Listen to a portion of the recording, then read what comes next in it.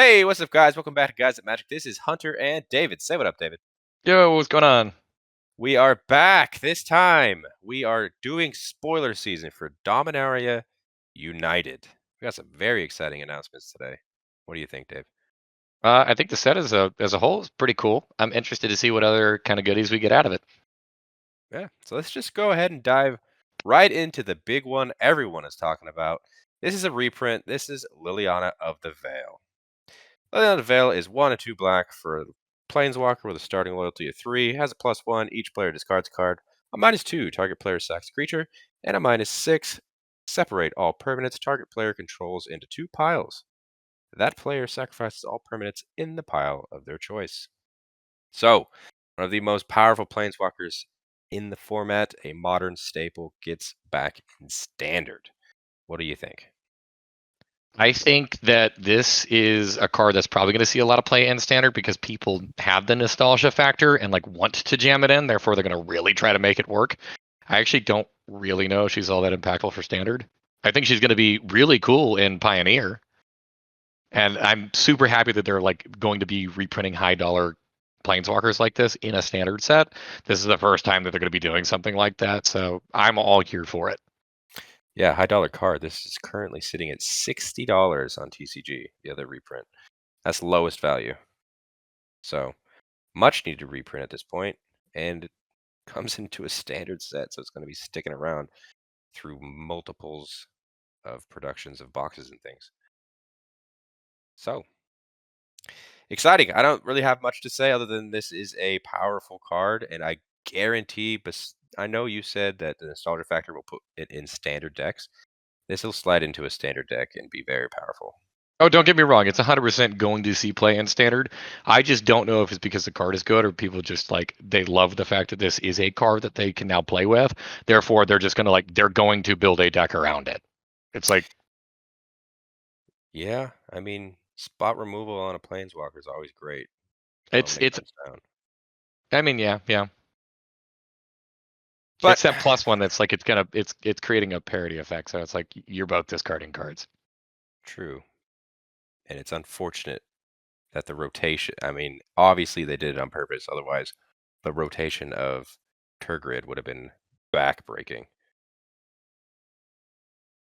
But let's move on to the next card.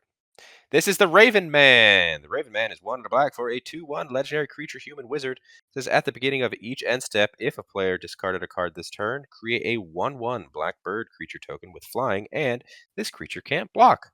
You can also pay 3 and a black. You can tap it. Each opponent discards a card. Activate only as a sorcery. Another discard effect.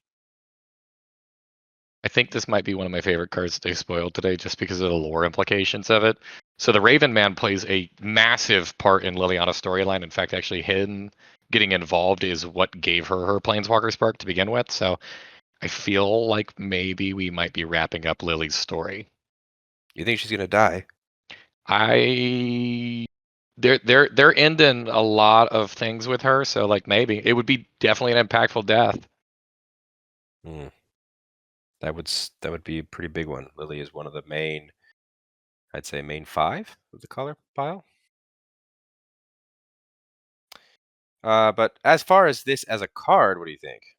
I think it's cool. I love the fact that it's only 2 mana. I mean, I don't really want to discuss too much about EDH effects and like playing this as a commander, but I think it's a really cool card. Definitely one that I would want to build around. And I mean, if there is a discard deck in standard, the Raven Man and Liliana, kind of oddly enough, would like to see play in the same deck. Yeah, because with Liliana, you are making 2 birds. Because you and your opponent will be discarding a card. So that's pretty cool. Let's move on to the next. This is a new Squee. This is Squee, Dubious Monarch. Squee, Dubious Monarch is 2 in red for a 2/2 legendary creature, Goblin Noble. It has haste. It says whenever Squee, Dubious Monarch attacks, create a 1/1 red Goblin creature token that's tapped and attacking. Also, you may cast Squee, Dubious Monarch from your graveyard by paying 3 and a red and exiling 4 other cards from your graveyard rather than paying its mana cost. Why didn't they just say escape?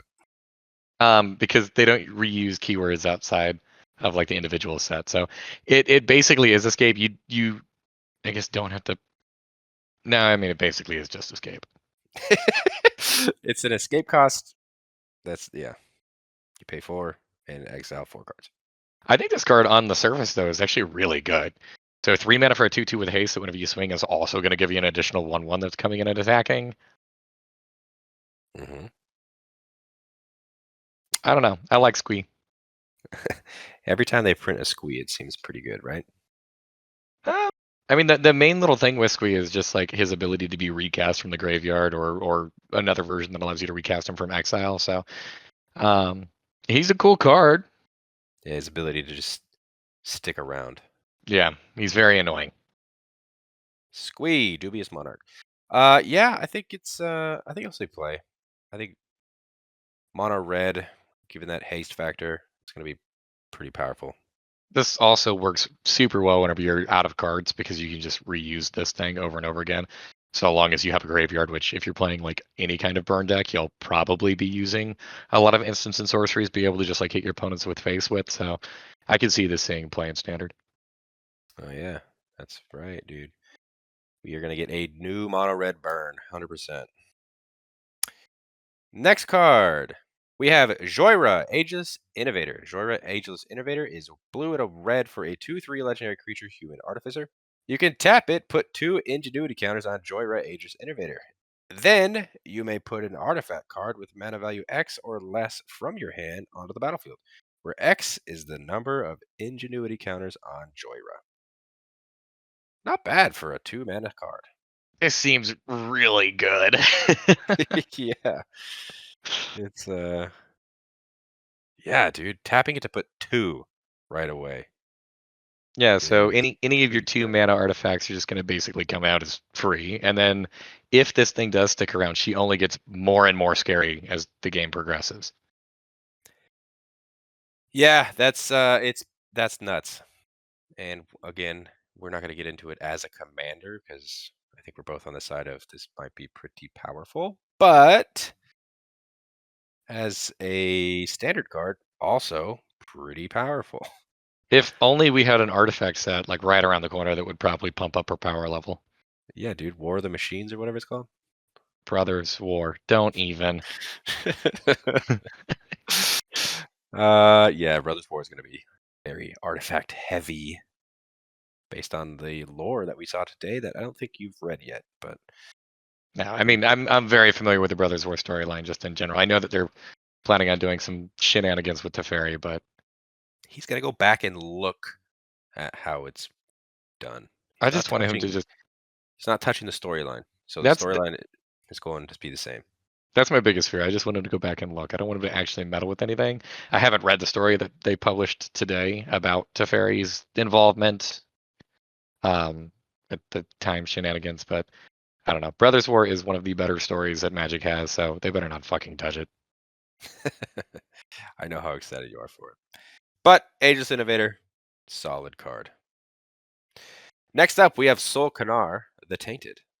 Solkanar the Tainted is 2, a blue, a black, and a red for a 5/5 legendary creature, Elemental Demon. It says at the beginning of your end step, choose one that hasn't been chosen.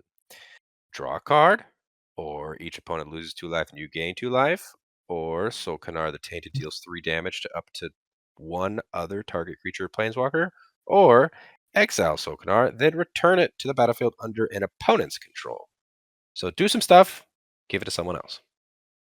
I don't think I'm sold on this. It's kind of expensive coming in at 5 mana. It's got a nice body on it, but like I don't know. During the stream today, Melissa DeTora had talked about how this card had like this weird and awkward place where it's like you needed it to be powerful, otherwise it doesn't do enough. But at the same time, you couldn't have it be too powerful, otherwise like you'd never get to the point where you would be able to actually trade this thing away. I'm not actually really impressed with this. Yeah, I feel like giving it to someone else.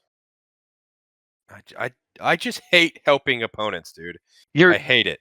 I don't think you're ever even going to get there. I mean, this is a 5-drop. Assuming that you're playing standard, you're going to give it to your opponent on what, turn 8? That's true. Yeah, you're right.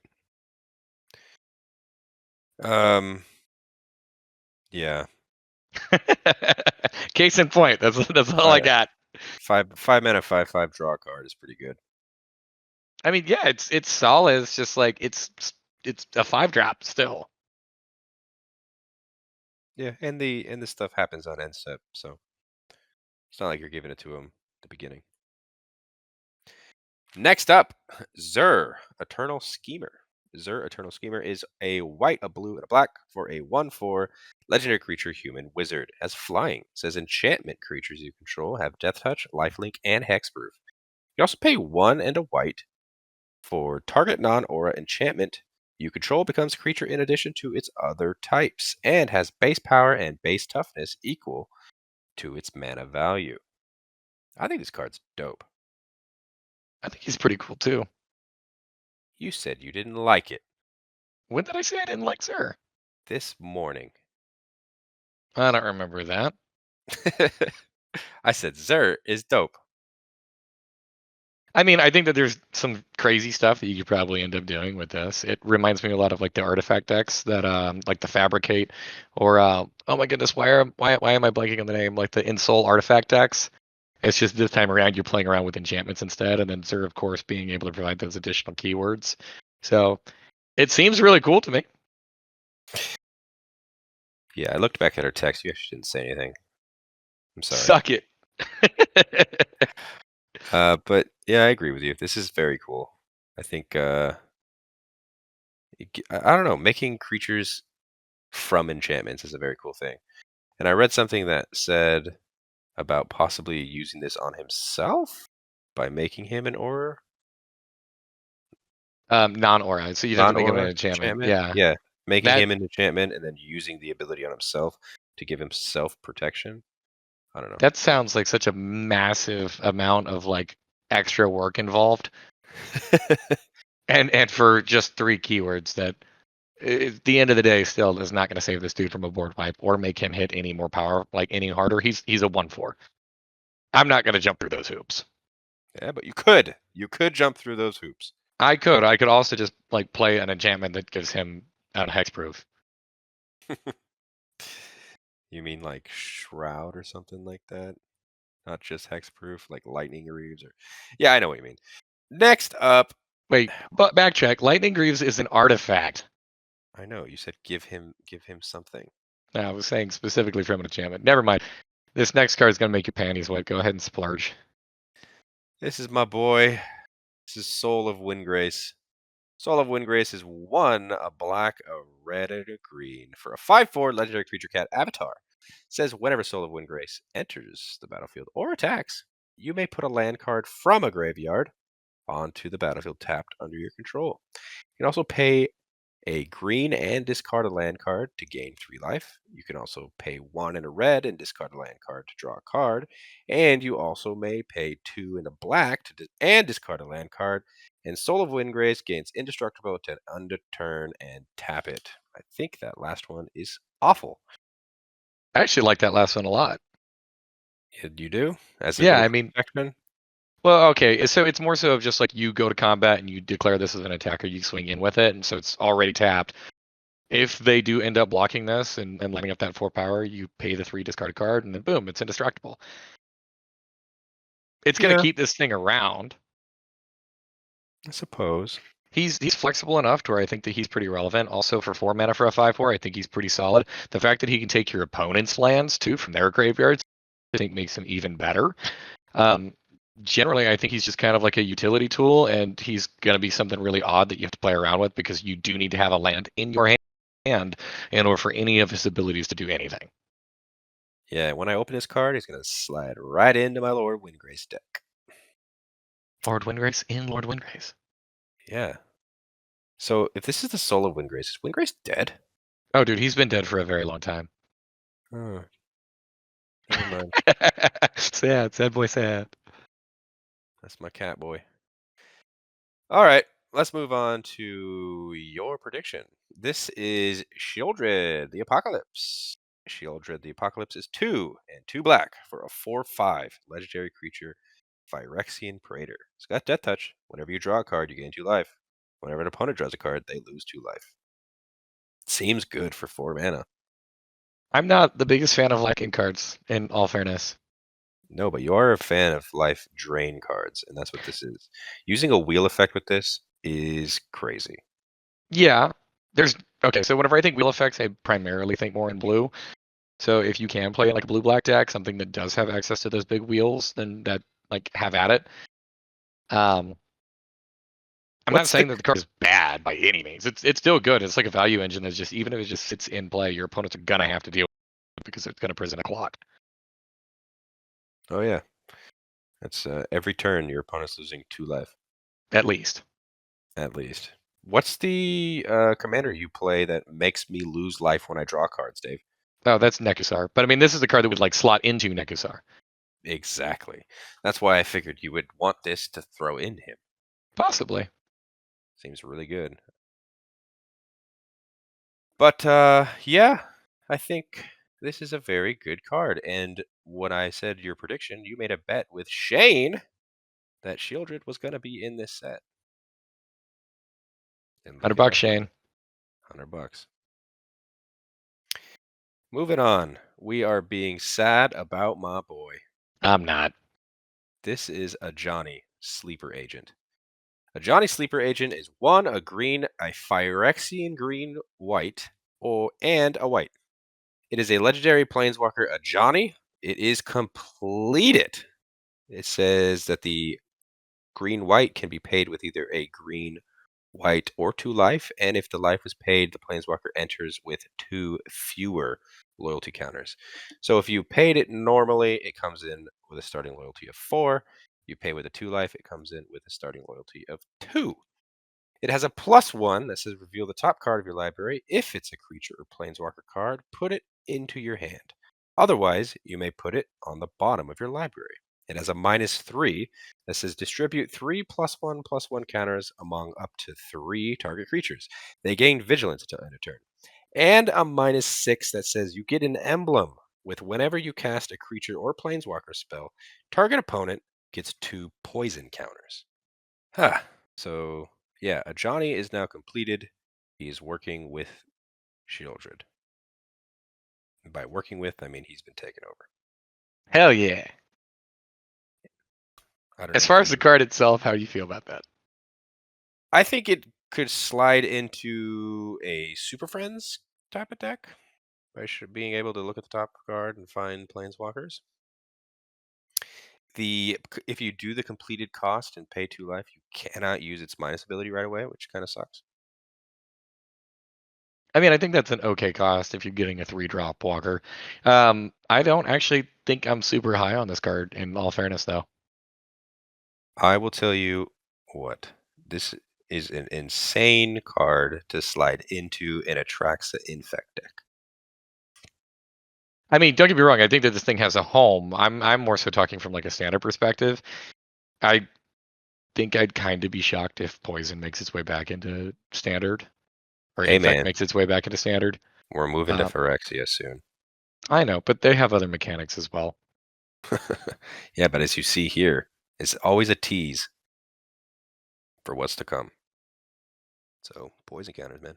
Johnny, I'm sad, David. I'm sad. First it was Eh, Gideon, now it's Johnny. Oh my Gideon's god. still alive. He's No, he's not. I dead. forgot.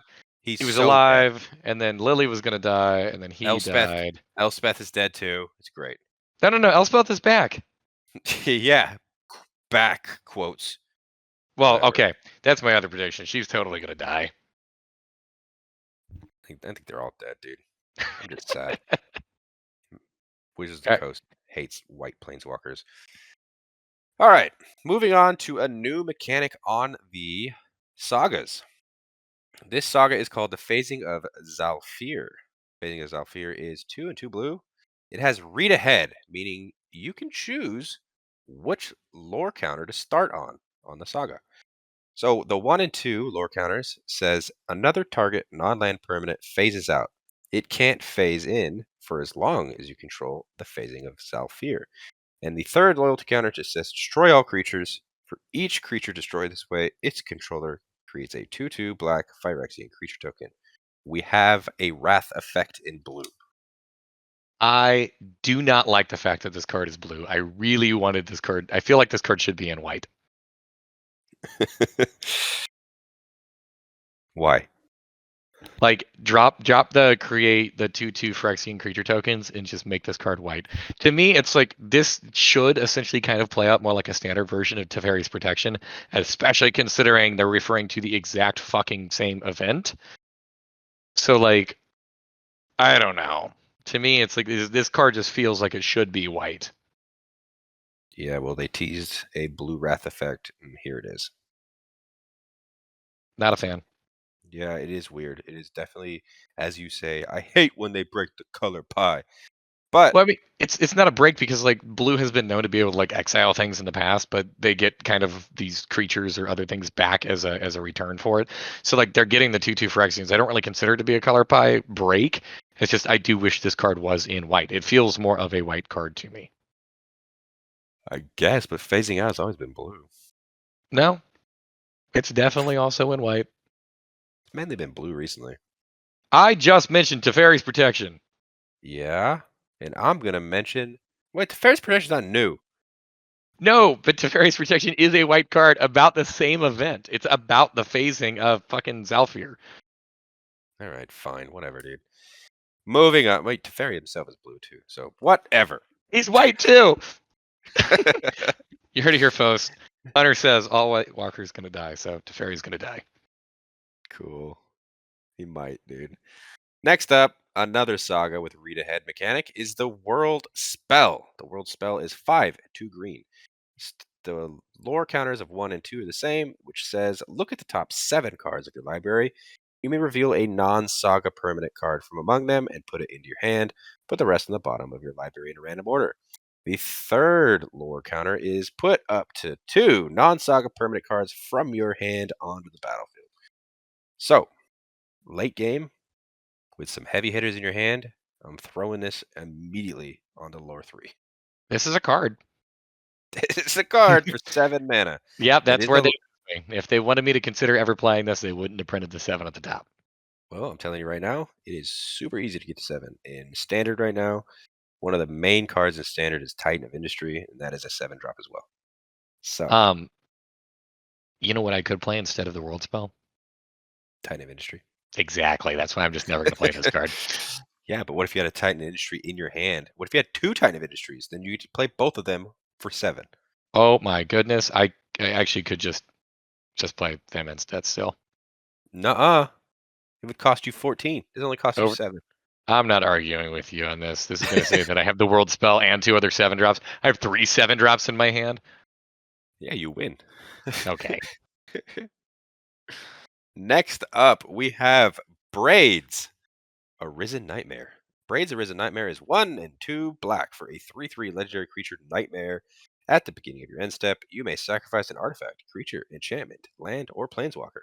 If you do, each opponent may sacrifice a permanent that shares a card type with it. For each opponent who doesn't, that player loses 2 life, and you draw a card. David loves this card. I really do love this card. I don't think this is going to be super impactful in Standard, but in EDH where you have 3 opponents, I think this card is nuts. And I will be doing a deck tech on this within the next couple of days. Ooh, spoilers! I in the spoiler video. I can't wait to see that. It's I gonna be mean, good. we get a Braids in black that you can play. I know. Braids, not banned. It's pretty cool. Yet. Yeah. I was gonna say yeah. All right. Yeah, I agree. Any sacrifice effect is your bread and butter. You love it. Oh yeah, I do. Next up, Herd Migration. Herd Migration is 6 and a green for a sorcery. It says, as domain, create a 3/3 green beast creature token for each basic land type among lands you control. You also pay 1 and a green and discard Herd Migration. Search your library for a basic land card, reveal it, put it in your hand, then shuffle, gain 3 life. No. I think this mainly will be in people's decks for the discard effect.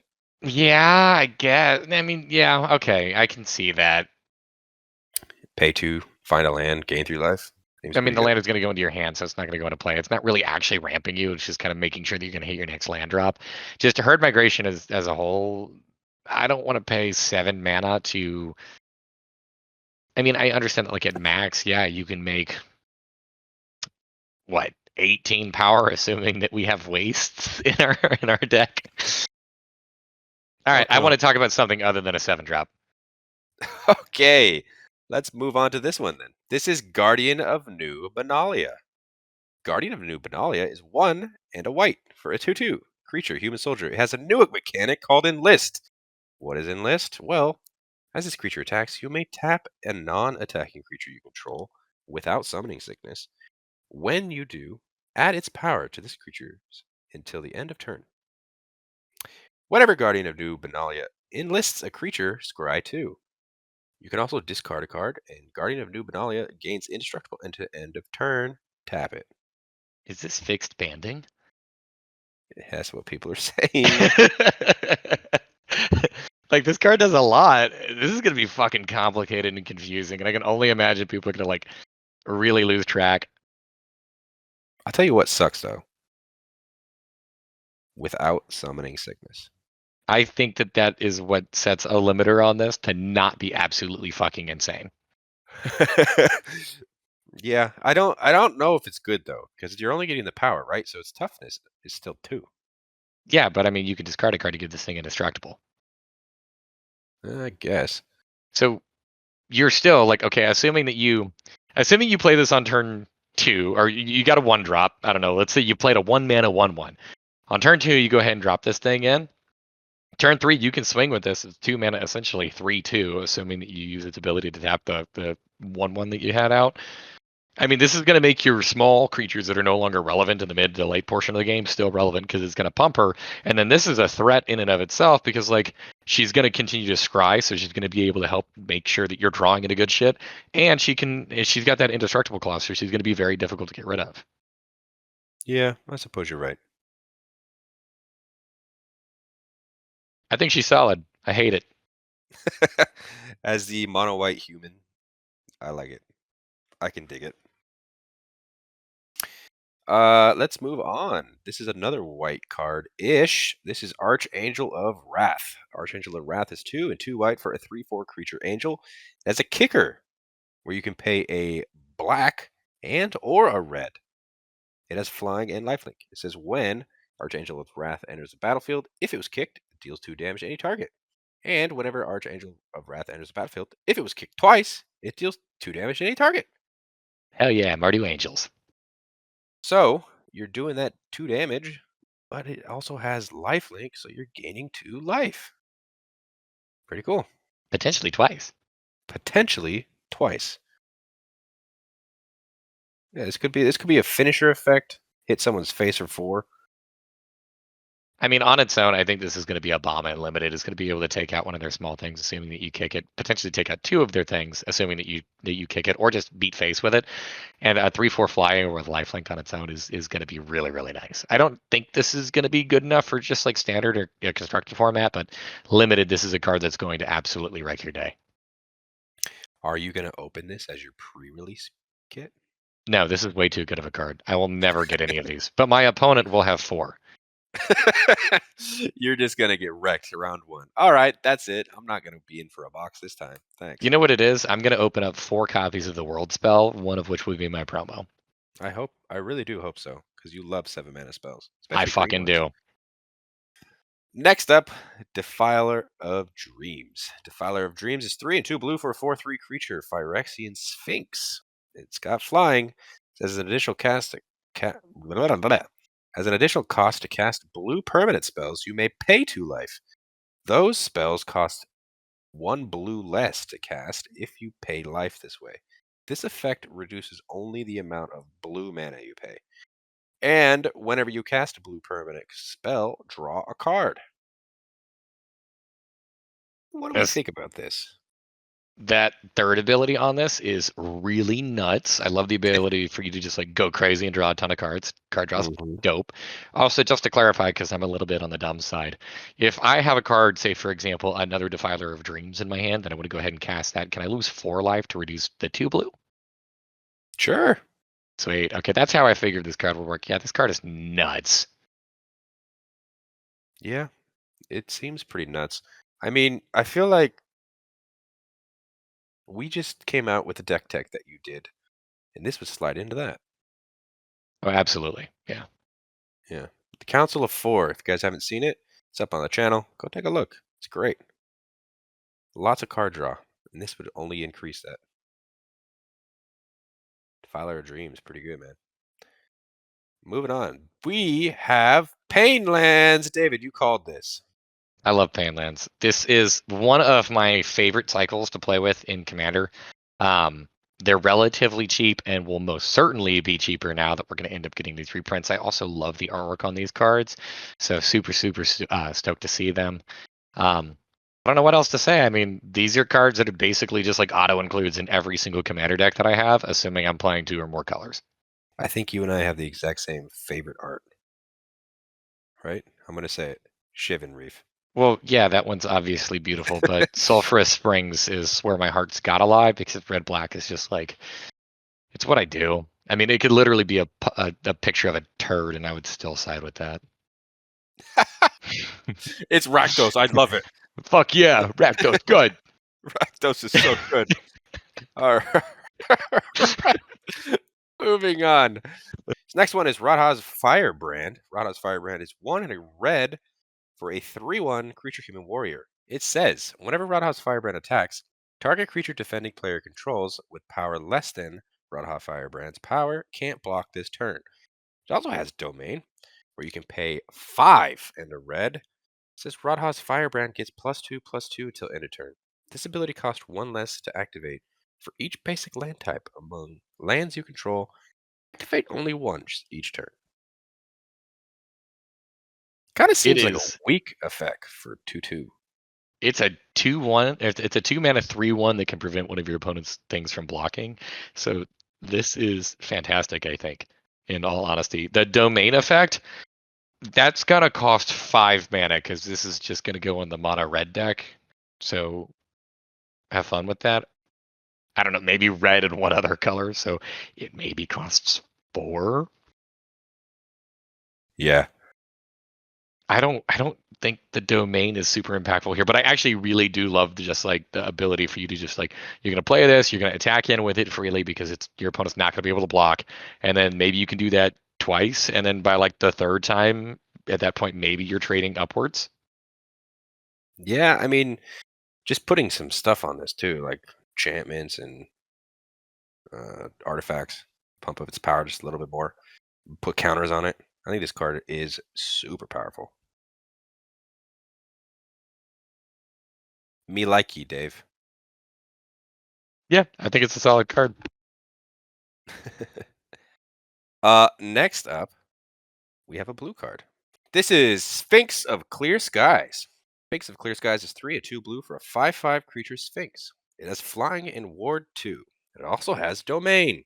Whenever Sphinx of Clear Skies deals combat damage to a player, reveal the top X cards of your library, where X is the number of basic land types among lands you control.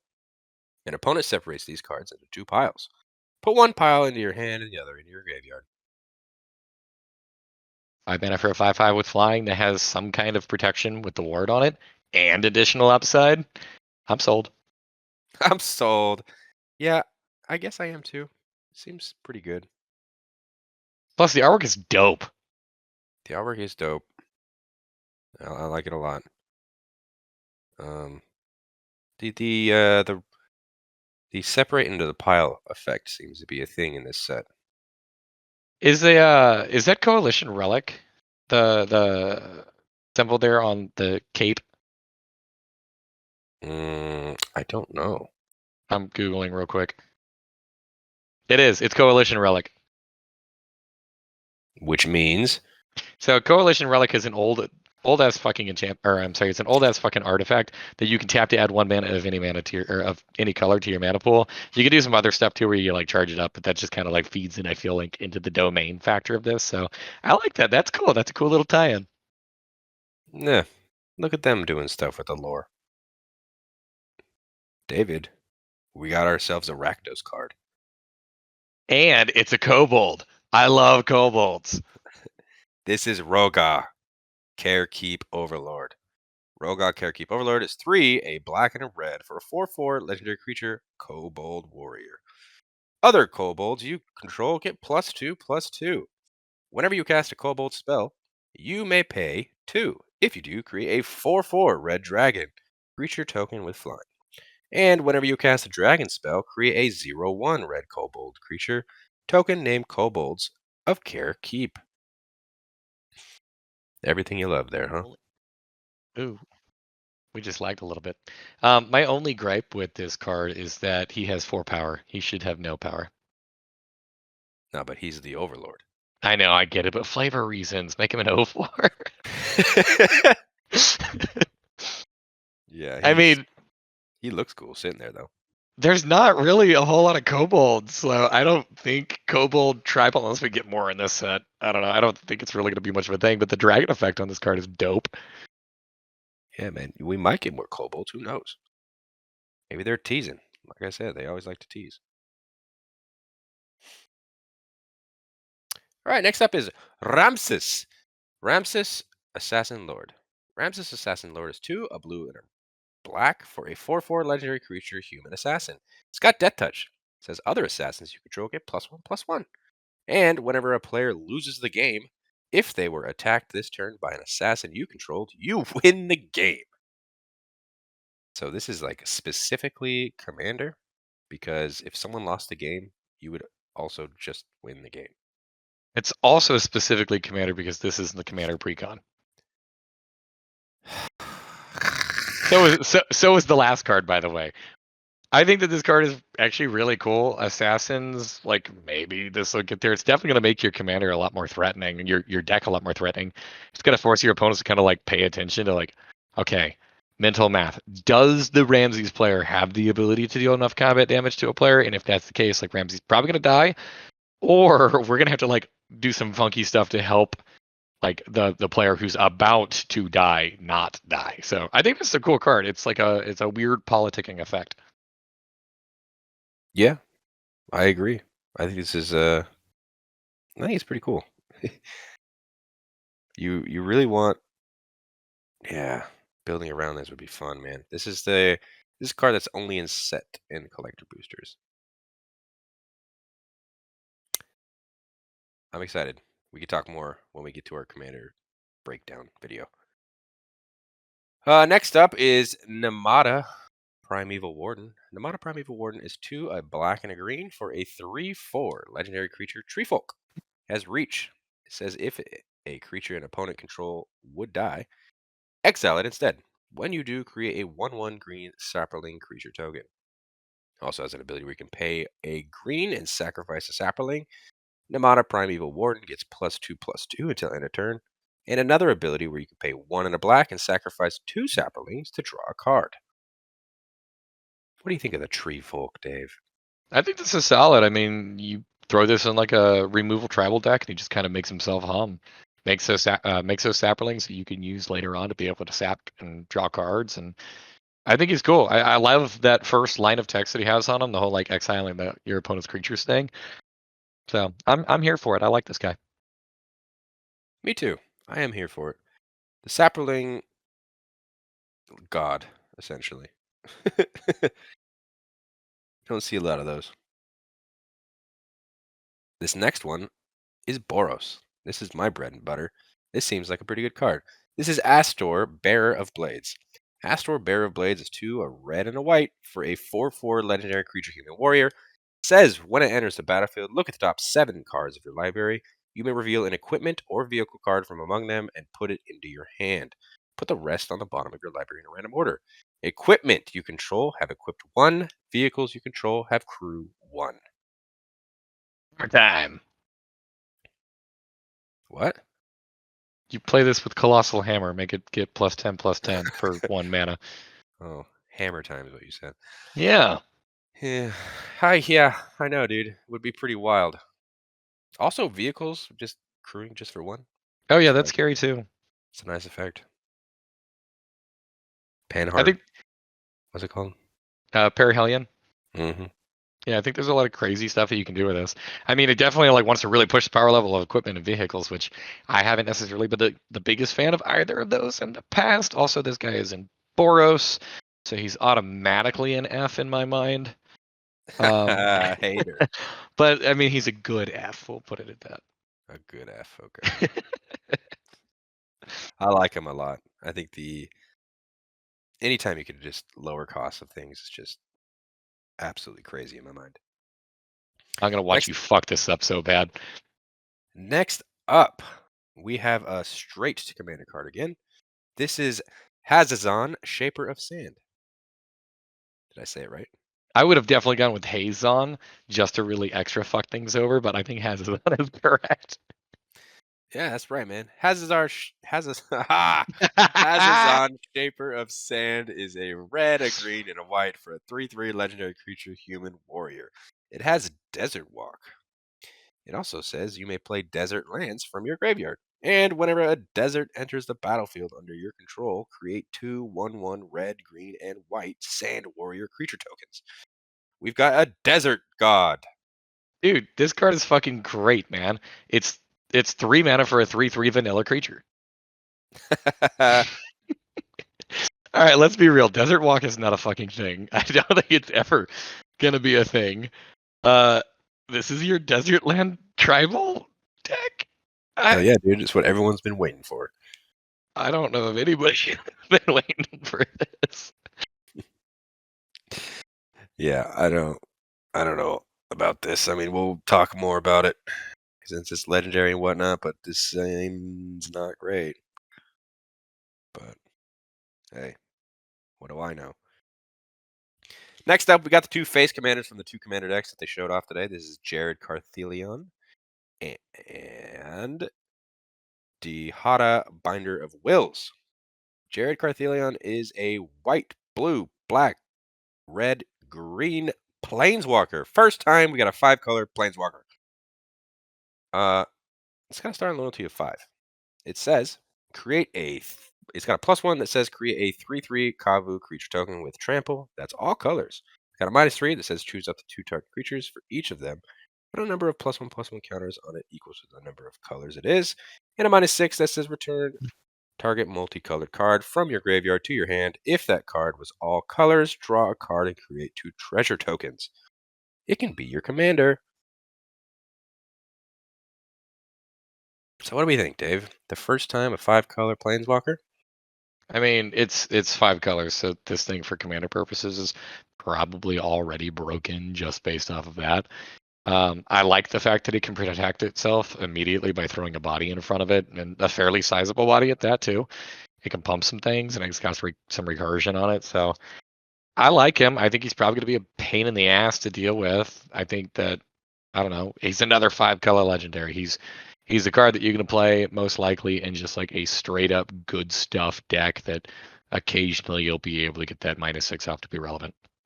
Yeah, he went to Jared. He went to Jared. So is this the one you're going to be building? Maybe. Oh, most certainly not. Mardu is more of my that speaks to me. All right, so let's talk about this one. This is Dihada, Binder of Wills. 1 red, white, black. Starting loyalty of 5. It's got a +2 ability that says up to 1 target legendary creature gains vigilance, lifelink, and indestructible until your next turn. Has a -3 that says reveal the top 4 cards of the library. Put any number of legendary cards from among them into your hand and the rest into your graveyard. Create a treasure token for each card put into your graveyard this way. And a -11 that says gain control of all non-land permanents until end of turn. Untap them, they gain haste until end of turn. Man, for a -11 would be better if you just gain control, right? I think that you probably do, considering you're in Mardu. You have a lot of sacrifice effects in those colors, so just gain control of them and then sacrifice them. Sounds like I hear what you're doing with the deck. Also, I mean that +2 as was it's up to 1 target legendary creature, not something that you control, by the way. So you can use it in your opponent's legendary command. Like you can use this against your opponent's commanders. So you can use this as like a kind of like politicking tool. You can use this on your own things as well. She helps it to dig a little bit more as.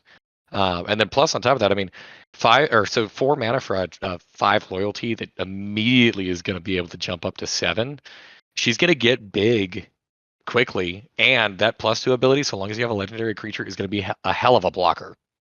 I agree with you there. Yeah. So these are the two face Commanders. Excited to see what the decks look like. And as always, we will be upgrading these to show you what they can do. And finally, we got some box toppers that are commander only cards, which is interesting. The first one is Savitri, Dragon Master. That is 2, a blue and a black for a starting loyalty of 4. It's a legendary planeswalker. It's got +1 ability that says until your next turn, creatures can't attack you or planeswalkers you control unless their controller pays 2 life for each of those creatures. It has a -3 ability that says search your library for a dragon card, reveal it, put it into your hand, then shuffle. And a -7, this is destroy all non-dragons. This can be your commander. Probably better is support, seeing the color combination. I don't typically think Dragon Tribal whenever I'm playing blue-black. Yeah, I agree with you there. Definitely I needs that mean, red. the tutor ability on here is very real, and I don't know, her +1 is essentially just propaganda, so that's cool too. Hmm. And last but not least is this final card. This is Stang Echo Warrior. Stang Echo Warrior is 2, a red and a green for a 3/4 legendary creature human warrior. It says whenever he attacks, create Stang Twin, a legendary 3/4 red and green human warrior creature token. It enters the battlefield tapped and attacking. For each aura and equipment attached to Stang, create a token that's a copy of it attached to Stang Twin. Sack all tokens created this way at the beginning of the next end step. So he just copies himself exactly. That's it. This is a callback to an old card, isn't it? Let me look up Stang. Is Stang a card? He is. Stang is a card. Good job, Dave. And Originally I'm printed in Legends. yeah. It's not only a callback; it like straight up fucking mirrors the original card. Mm-hmm. I don't know. Pretty This is a cool. cool way to like update an old legendary. Maybe actually, that could be exactly what they're doing here, because I remember now that I'm kind of collecting my thoughts that they said that they were going to be updating some of like the old legendaries from way back when and being able to like reprint them. So this is a cool new take. I love the fact that this thing has the ability to copy those auras and equipment on it too. So you're going to be able to hit extra hard. This is probably going to be a deck that wants to put the pants on this guy and go big. So careful for removal spells. They're going to fucking hurt. That is true. But that is it. That is all the cards announced from day 1 of spoiler season. David, what did you think? I think as a whole, I mean, I'm pretty excited. This set, I think, is going to be pretty bonkers. I don't know, I really love the lore of like Dominaria and a lot of these legendary creatures just in general. So to be able to see a lot of them come back and pop up, and also the thing that they're doing with Liliana of the Veil with reprinting a $high planeswalker in here. So I've got some pretty high hopes for this set. This is probably my favorite set, just kind of seeing what I've seen so far. God, in probably at least the last 2 years. And then your most hype set is next. Oh yeah. But I agree, man. This set already looks pretty crazy. Excited to see what they do tomorrow for spoiler season. And as always, we will be back tomorrow talking about those cards too. So don't forget to like this video if you did. Subscribe to the channel if you haven't done so already. We are almost at 2,000 subscribers. Pretty exciting. And follow us on our social media. That is at Guys That Magic on Instagram and Twitter. And until the next video, hope you guys have a great rest of your day. Peace. Later.